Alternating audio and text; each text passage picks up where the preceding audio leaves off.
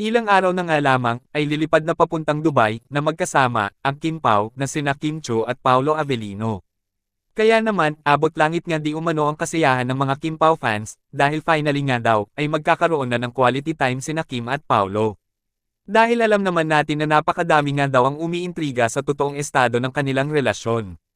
Ngunit, alam naman rin natin, na gusto ni Paolo Avellino at Kim Chiu ng private at tahimik na relasyon lamang. At sa kumalat nga daw na proposal video ng Kim Pao noon, na ayon nga sa mga netizens, na ito nga daw di umano'y totoo.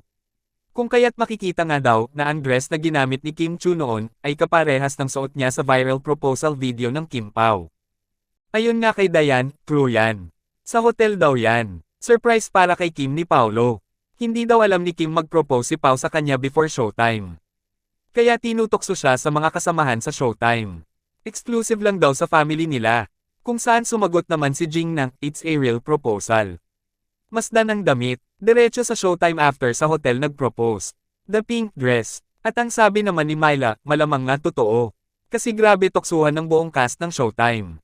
Kasi alam ko, di pa start ang What's Wrong with Secretary Kim. Di ba? So it's possible nga totoo yan. Hoping na lang, kasi nasa right age na sila pareho. Kung sakali man nga daw, ay ang Kapamilya Kalayaan Caravan sa Dubai, ay ang first ever out of the country trip ni Kim at Paolo bilang mag-girlfriend at boyfriend kung sakaling totoo nga daw ang naganap na proposal video. Kayo, anong masasabi nyo tungkol dito? Just comment down below.